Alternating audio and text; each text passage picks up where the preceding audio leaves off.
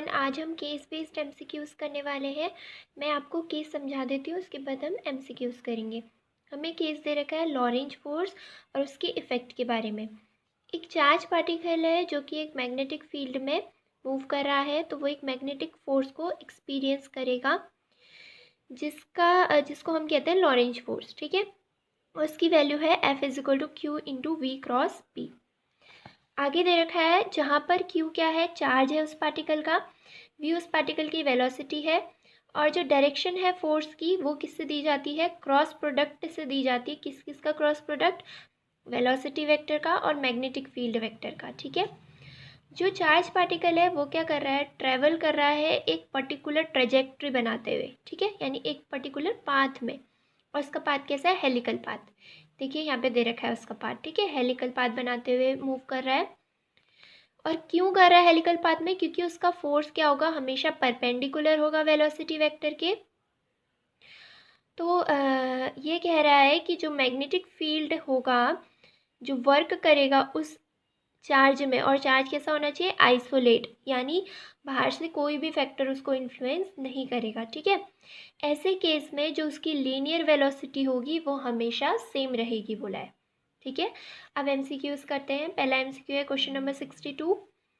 The force experienced on a stationary charged particle in a magnetic field is, पहला option है maximum, B constant but greater than zero, C है zero, D है variable but greater than zero.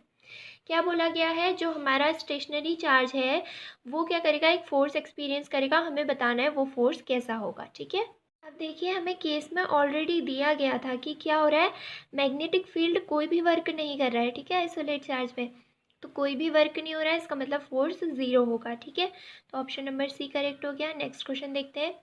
Question number 63। A proton enter in solenoid with uniform velocity v along the axis of the solenoid, then, एक प्रोटॉन है जो कि solenoid के अंदर enter करता है एक यूनिफॉर्म वेलोसिटी v के साथ। किस तरीके से एंटर कर रहा है कि ये जो सोलेनॉइड है उसके एक्सिस के अलोंग ही मूव करेगा। ठीक है, तो इस केस में क्या होता है, कभी भी वो प्रोटॉन क्या करेगा, एक हेलिकल पाथ बनाते हुए मूव करेगा। ठीक है, तो कौन सा ऑप्शन सही हो जाएगा, option number C. Next question देखते हैं। Question number 64।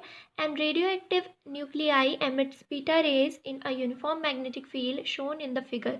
The beta rays क्या दे रखा है, एक radioactive nuclei. Radioactive nuclei क्या होता है, जो क्या करे, कॉन्स्टेंटली अपने में से कुछ ना कुछ पार्टिकल्स को एमिट करते रहे। ठीक है, अब यहाँ पे रेडियो एक्टिव न्यूक्लियाई जो है हमारा वो क्या कर रहा है, बीटा रेज को एमिट कर रहा है। ठीक है, बीटा रेज क्या होती है, फास्ट मूविंग इलेक्ट्रॉन्स को बीटा रेज कहा जाता है। ठीक है, अब ये क्या है, जो हमारा ये रेडियो एक्टिव न्यूक्लिया है ये एक यूनिफॉर्म मैग्नेटिक फील्ड में रखा गया है, ये बीटा रेज निकल रही हैं, तो हमें बताना है अब ये बीटा रेज किस तरीके से ट्रैवल करेंगी। ठीक है, अब देखो हमें दिख रहा है बीटा रेज का जो मूवमेंट है वो पैरेलल है मैग्नेटिक फील्ड के। ठीक है, ये दोनों क्या है, पैरेलल है एक दूसरे के, दोनों की डायरेक्शन सेम है। ठीक है, तो ऐसे केस में क्या होगा, वो पार्टिकल डिफ्लेक्ट ही नहीं होगा। ठीक है, विल नॉट गेट डिफ्लेक्टेड, तो बी ऑप्शन करेक्ट हो गया। अब देखते हैं 65 क्वेश्चन।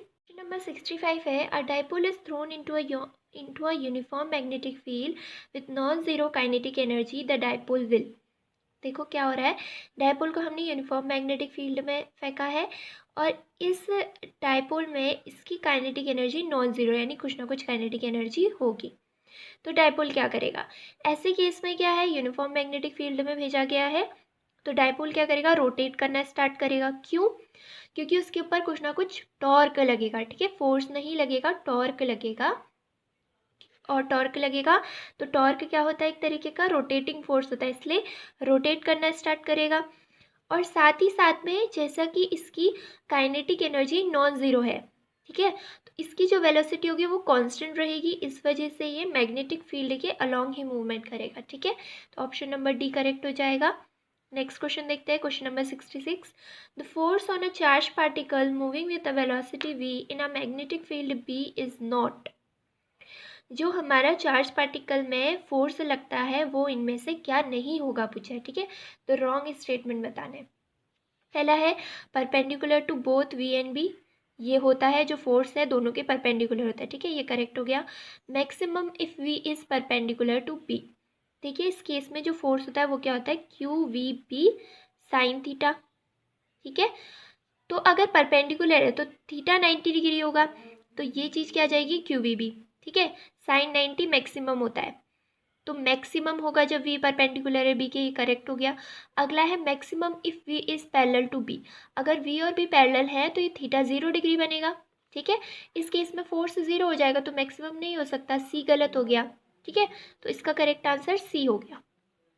ठीक है, और अगला क्या दिया था, 0 if V is parallel to B, तो ये तो ट्रू है, 0 हो जाता है जब वी और बी पैरेलल होते हैं क्योंकि थीटा 0 होता है। ठीक है, तो ऑप्शन नंबर सी गलत हो जाएगा, यही करेक्ट आंसर है।